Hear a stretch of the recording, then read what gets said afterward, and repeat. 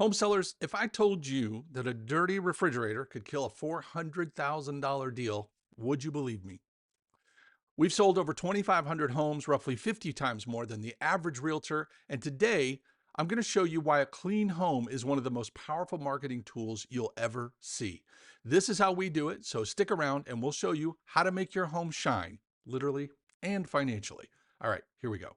Welcome to Talking Realty, the podcast for home sellers who want to make more money, save time, and avoid headaches. I'm Glenn Whitten, realtor and founder of the Ohio Property Group, where we do the same things as traditional realtors, but instead of charging 6%, we charge a low, flat fee. So you keep a lot more money and you still get better results. Check out the free seller tools at talkingrealty.com. And if you love the show, hit that subscribe button. All right, let's get to it. Welcome back, home sellers. And before we get into today's topic, let's see what our flat fee sellers did this week. We had 4 closings for a total of $974,000 in sales. Total commissions saved for the week were $39,321 for an average of $9,830 per listing compared to what they would have paid had they used a 6% realtor. What would you do with an extra $9,800? Don't know, but I'm sure you'll figure it out. But first, you have to check out what we're doing for Ohio sellers over at ohiomlsflatfee.com. We'll see you there. Welcome back, folks. Years ago, I was showing a property to a couple looking for their first home. We had conducted it, I think it was 2 or 3, this is many years ago, full tours. So probably 15 homes or so, and they just couldn't find the right one. Then, scouring the MLS every morning, as I did, I saw a new listing in a competing office, and it looked pretty promising. So I sent it to them by email and then followed up with a call to set up a showing. I just knew this was the one. Had a feeling, you might say. So we get there, and I had my little realtor bag slung over my shoulder with a fresh set of offer documents, and always prepared. But in this case, I was actually pretty certain this was going to be the one. So we stepped inside, and everything was confirmed. We toured the whole house, and just as I suspected, they were in love. So I set up in the kitchen. I love to write offers in the property if we have the time, and it didn't take too long to write an offer. So I set up in the kitchen, spread out on the counter, laying out all of my offer paperwork, had my trusty deal pen in my hand, and we were ready to go. And then it happened. Just as I was about to fill in the property address on the offer form, one of the couple casually opened one of the drawers under the counter. And just like that, the deal was off. The drawer, in a word, was filthy. So last week, we talked about decluttering, getting half of your stuff out of the house so buyers can breathe. Well, this week, I want to follow that up to talk about cleaning. And no, it is definitely not the same thing. You can have a cluttered house and you can have a messy house. But if it's dirty, buyers are never going to be able to unsee that. So in the realm of buyer psychology, you have to know that buyers are afraid. They're terribly afraid of making a mistake, being a sucker, overpaying, or, heaven forbid, getting into a money pit. So buyers look for clues to tell them whether or not you've taken care of the house. And since they can't see inside your furnace or things like that unless they really dig hard, they look at what they can see, which is your windows, your counter, your carpets, your baseboard, and yes, the drawers. This is why cleaning is so powerful because it directly ties into 3 of our core selling truths. Truth number 4, buyers look for reasons not to buy. So when a buyer starts a search, they've got hundreds of possibilities. The only way to get down to the one they're going to buy is to start throwing out possibilities. So they start filtering and narrowing.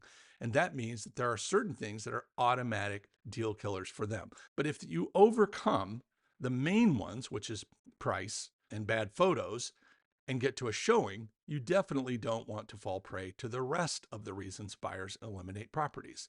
Now, some of them you can't control. If they get into the neighborhood and it's not what they want, okay, fine.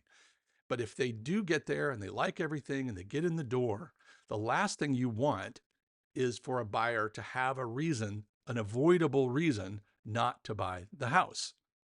Truth number 9, how you do anything is how you do everything. So if you didn't do the easy, obvious stuff like cleaning, Once that doubt creeps in, a buyer spots your lack of cleaning, then the love dies.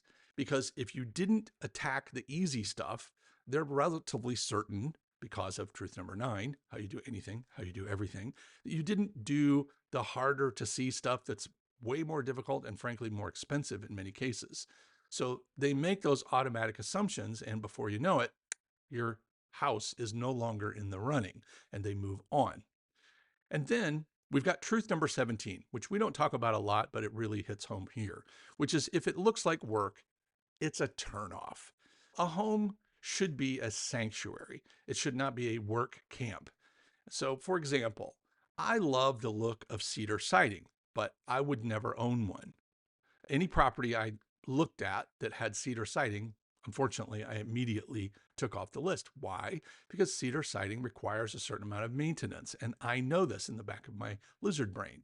So for me, that looks like a couple of weekends that are going to be erased from having fun to having to redo my cedar siding. And I don't want to do that.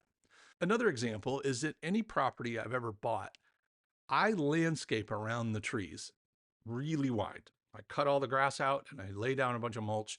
And I do that for the simple reason is that I don't want to have to get off my riding mower to go deal with what I can't get around the tree. So I just go mow around the tree, and whatever grass is left, that's what I know I need to landscape. So that way I don't have to use a trimmer and I don't have to get off my mower. So these are part of that whole, if it looks like work, it's a turnoff. And if there's turnoffs when you're looking at the property during the showing, we need to eliminate them. So right after you declutter the property, all that space opens up on the carpet, because you've hopefully removed a bunch of your furniture, all your shelf spaces, all your closets, and you're going to start to see things that need to be cleaned because you probably haven't seen them in a very long time. And if you don't clean them, buyers will automatically take themselves out and you will reduce your buyer pool. Truth number 6, more buyers equals more money. And of course, the opposite is always true. So let's talk about the easiest solutions for checking this extremely important task off your list right after this. Hey folks, almost every seller I know has at least a few questions about the process, which is why we offer a totally free, no obligation, one-on-one strategy call for anyone with a property to sell in Ohio. On that call, we're going to help you plan your listing launch. We're going to nail down your price. We're going to make sure you're ready for offers and inspections and appraisals and hopefully help you get a bidding war off the ground. Check the show notes, the YouTube comments, or just head over to talkingrealty.com and book your free call right now. Seriously, hit pause, go do it now, and I'll talk to you soon. Let's get you on the right track. All right, back to the show.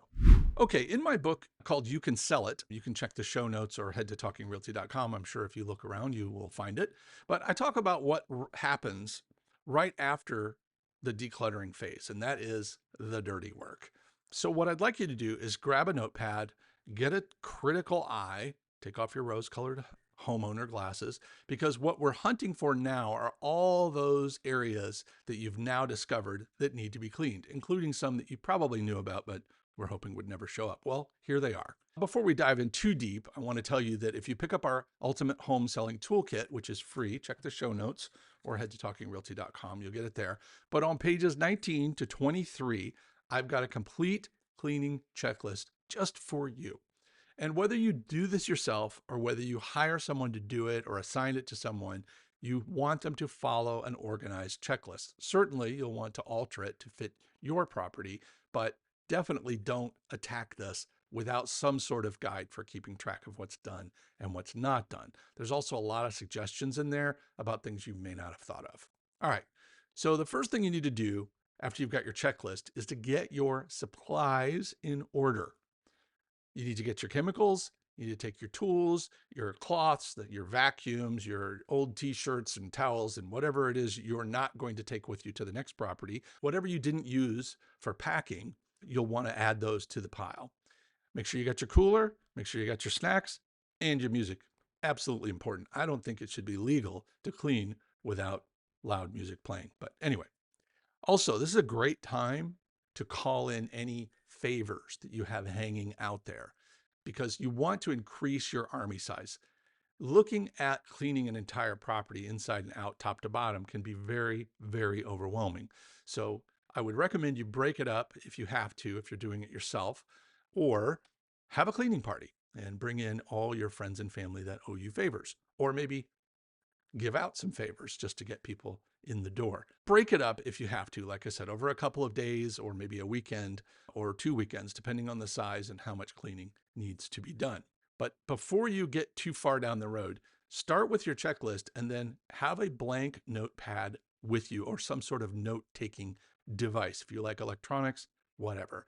As long as you have a way to jot stuff down, because as you're cleaning, I want you to note any items that you discover, and you will discover them if you've lived there for any length of time, at least a few items that need to be repaired. You might find maybe a switch plate that's cracked or broken, or some light bulbs that are out, or things like that. Just things that you don't want to stop and deal with right now, but you don't want to lose track of them as you're cleaning, because you're never going to be as thorough at going over that property with a fine-tooth comb as you are during this cleaning phase. So make sure you jot down, and if you have an army, instruct them. If you see anything at all, looks like it needs a little bit more attention, just make a quick note, and then we'll come back and deal with all of those later. The other thing about fixing items, and I'll probably deal with this in more depth at a later episode, but when you do make notes about what needs to be fixed, if it's something you're not going to fix, then you're going to want to disclose that before you put the property on the market. This is the number 2 seller mistake after overpricing that sellers make, which is failure to disclose items that you know about. And this is not a moral issue. I talk a lot about this in other places, so I won't bore you with it here. But when you disclose something that you didn't repair, or even if you did repair it, good things happen. When you don't disclose them, very bad things are very likely to happen. So just trust me on this. So I would, weather permitting, start outside. Now, if you have a condo and you have nothing to do with the outside, I would still walk it because your buyers are going to. So if there's something about the outside that needs to be dealt with, even if it's an HOA responsibility or something like that, make sure you get those things moving so that when you start to market the property, if there's something outside that needs to be dealt with, we can tell people it's already in progress. Here's what's going on. But assuming you have a regular old single family home and a yard, you're going to want to start outside because curb appeal and first impressions are huge. I did a whole episode on that as well. The obvious stuff would be, of course, mowing and trimming and sweeping and cleaning up all of that stuff. If you've got leaves rampant everywhere, that looks like work. So make sure we deal with those. Any trees that are touching the house or hanging over that are maybe down too low or whatever, let's get that dealt with. Any bushes that are growing out of control that need to be, brought back under control, let's get that done. And then move through the path that a buyer is likely to take. Where are they going to park? What are they going to see? What's the walking path they take? Then we're going to look at the doorway, the entryway, get all the cobwebs out, maybe that paper that got thrown and fell off the porch that you didn't see, things like that. Let's get all of that stuff done. And then once you've done all that, let's polish the metal and clean the glass. Fun, I know. Gutters, eaves, downspouts, all of that stuff. Even if you don't do it yourself, make sure someone is tasked with checking those things because it will come up and it will derail you a little bit or cost you a lot of unnecessary money and time down the road. So let's get that done. Moving to the backyard, probably, or side yard, depending on your layout, let's look at the patio. Let's look at the grill, the fire pit. I don't know about you, but a lot of people don't clean out their fire pits very regularly. This is a great time to do that. Get it dug out, get it back down. Any trash that's accumulated in or around it, let's deal with all that. Then when you're done, if it makes sense for you, I love a good old pressure washing session. Now, you can do it yourself. If you have the equipment, you can go rent it down at, any home improvement store. Most of them rent pressure washers if you don't own one. Borrow one from a friend or relative, another good option. Or there are plenty of services out there. I'm sure if you go online and search for pressure washing in your city, you will find a whole bunch of people that do this. I like the small companies. They tend to do a good job and they don't charge that much. So very good. And while you're pressure washing and cleaning and doing all that stuff, do not neglect your garage if you have one. We want it big and spacious, which we did during the decluttering phase. But this is a great time to go ahead and start cleaning everything that's in there. Just give it a touch up. Garages tend to collect a lot of dirt, a lot of debris, and then we kind of don't see it anymore because either we don't park in there or we do park in there, but then we park and get out and beeline it into the house. So we haven't really paid attention to it. So just a chance for you to give it another once over. Now, when you move inside, most of the checklist that I referred to earlier, it's about 4 or 5 pages, deals with the inside. And so rather than deep dive that, I will give you some highlights off of that and rely on you to pick up a good checklist that makes sense for your house. But you want to work ceiling, walls, floors. So start at the top and work your way down, because apparently I'm told that dirt falls down. I didn't know this. I would just start working somewhere and then realize after that that I forgot to clean the lamp or the overhead lamp, and then I clean it, and then there's a bunch of stuff on places I already cleaned. So this is probably very obvious to some of you. I apologize. Regardless, I want to make sure you have some decent operating instructions. So then start cleaning at the entryways on the inside. Let's do that and make sure that the natural path through the house gets most of your attention. Of course, you've got kitchens, bathrooms, bedrooms, and then other living areas. Depending on what kind of flooring you have, you may need to spruce that up as well. A carpet cleaner or something to spruce up the tile or the woodwork, whatever you need to do to get us clean and looking good. And just a quick sidebar about smells, because nothing drives a buyer out faster than a weird smell. Now, I know some agents are all about the cookies or the candles and stuff like that, but here's the truth. There is no perfect scent out there except the one you don't notice. Neutral, that's what we're shooting for. So I like fresh air. If it's possible, depending on where you are and what time of year this is, when you're cleaning, open the windows, open all the windows. It's a great time to see how well your windows are working. So there's that. It's a great time to clean all the glass, but also it lets in a ton of fresh air, which is never, ever a bad thing, depending on where you live. If you have to add any scent in, I like clean, like in the name, some kind of light citrus, maybe a linen, something like that. But take it easy because you want it to be clean and smell clean and fresh. You don't want it to smell like a hospital or a school with overwhelming chemicals. And one sort of last note on smells is that too much fragrances can make people suspicious, like you're maybe hiding something or covering up something that's even worse. So if you're going to use plugins, use them very sparingly, skip the heavy duty sprays, and let the house, hopefully air out and smell good, especially if you have pets where maybe a scent has developed that you don't even notice anymore because it's your house. Or if you use a lot of heavy spices when you cook. We do too, but before we sell, we have to do our best to eliminate those. Remember, this house is not your home right now. It is a product for sale. And as such, it must present to as wide an audience as possible. Home sellers, this episode of Talking Realty is brought to you by our friends at Associates Title. This team is shaking things up by focusing on what truly matters, putting you, the customer, first.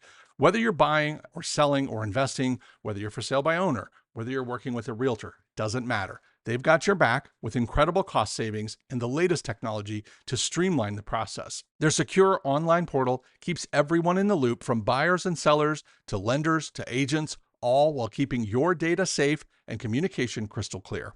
If you're getting ready to make a move, don't underestimate the importance of having a great title company in your corner. Check them out today at associatestitleinc.com or call my friend Ryan Phillips at 614-419-2418. Remember, they're not just in Ohio. They're in a lot of states. So give them a call, but do not leave your title company choice to chance. And definitely don't let the buyer or their agent make that choice for you. All right, back to the show. Now that you understand the problem, and hopefully I've convinced you that a good solid cleaning is the way to go, and we've given you some steps to get started, I want you to know that the return on investment for time and or money or both is completely insane for this. There are very few things you can do beyond a solid cleaning that are as impactful to the future success of your sale than cleaning. A dirty house is probably one of the biggest showing killers, besides the odd smells, which I talked about. And you've gotten over the biggest hurdles to get to the showing, because most sellers, if you look on the web, you're going to see properties that have been on the market for weeks and months. Okay, they're not even getting showings. So if you do get showings, the last thing we want to do is take an avoidable problem and fail to solve it, because the showing is where the magic happens. This is where we put pen to paper, as I mentioned in the earlier part of this. Because the reality is that home purchases are very emotional. Dirty homes do not elicit the kind of emotions that we need. If you've gotten them this far, they've probably been okay with your price, or at least close enough that they might engage you in an offer. But if they get there and the house is dirty and neglected, you're going to just kick them right out the door, and we're going to get either no offer, a lowball offer, or no feedback, or just polite feedback that has nothing to do. They're not going to tell you your house is dirty. Not very often. I've rarely ever seen that in feedback, but they're thinking it if it's there. Another thing to keep in mind is that a $300 professional cleaning, and I'm just ballparking that, it's going to vary depending on the size of your house and how much work needs to be done. That can translate into big returns in terms of multiple buyers being interested, a higher price, faster showings, cleaner inspections, things like that.